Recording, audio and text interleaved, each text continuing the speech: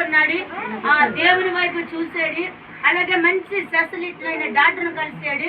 దేవుని మహాకృపను బట్టి ఆపరేషన్ సక్సెస్ అయ్యింది. దేవుని స్తోత్రం. హల్లెలూయా. సక్సెస్ అయింది. ఎందుకంటే నిజంగా ఆ తండ్రికి ఆ బిడ్డకి తెలుసు ఆ వేదన.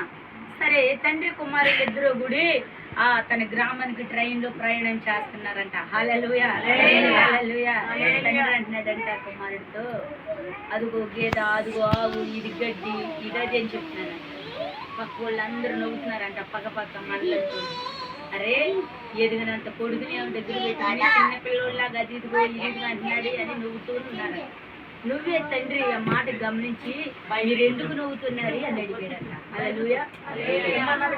కారణం తెలియకపోయినా నవ్వుతాం ఎదటోళ్ళని చేసి, అవునా కదా? కొంచెం మిస్టేక్ అయ్యి పడ్డారనుకోండి, పక్క నవ్వుతాం. అసలు ఇక్కడ ఏ మిస్టేక్ జరిగిందో నీకు కదా? అడ్డోడికి తెలుసు ఆ బాధ ఏంటో. హల్లెలూయా. అడ్డవాడికి తెలుసు ఆ బాధ ఏంటో. నిజంగా నాకు ఒకసారి కోపం వస్తుంది. మా చిన్నపిల్ల ఉందనుకోండి, మా పెద్ద పిల్ల అయినా సరే, ఆ పిల్లలు ఒకళ్ళు పడిపోయి జారిపోయి దెబ్బ తగిలి అప్పకాయించి ఉంటారు. ఇద్దరు పెట్ట వేసేస్తా. పిల్లలకి దెబ్బ తగిలిందని చూడరు, నవ్వడం జరిపోద్ది. నాకు వెంటనే గుర్తొచ్చింది. అయితే అప్పుడు అన్నాడంటే, ఎందుకు నవ్వుతున్నారు కారణం అంటే, ఆహా సాలుగా నాగయ్య, ఎదిగిన నీ కుమారుడు నీకంటే పెద్దోడై ఉండి కూడా, ఇద్దరు ముగ్గురు బిడ్డలు తండ్రి అయ్యిండు కూడా, చిన్న పిల్లడికి లాగా జూడి ఎట్లుంది జూడిని కిటికీలో కూర్చుని మరీ చెప్తున్నావు, ఆయన తెలియదా ఏది ఎట్లుందో అన్నారా. తండ్రి అన్నాడంటే తప్పులతో, నా కుమారుడు గుడ్డువాడు, నా దేవుని మహిమను పట్టి కళ్ళు వచ్చినాయి, ఆపరేషన్ సెక్స్ అయ్యి, ఇప్పుడుకి నా కుమారుడికి ఏమీ కలదు. ఇప్పుడు నేను చెప్పగలిగి చిన్నపిల్లబడిని ప్రతిదీ తెలియపరుస్తున్నా. నా బిడ్డ చూస్తుంటే నాకు పట్టరాని ఆనందం కలిగింది.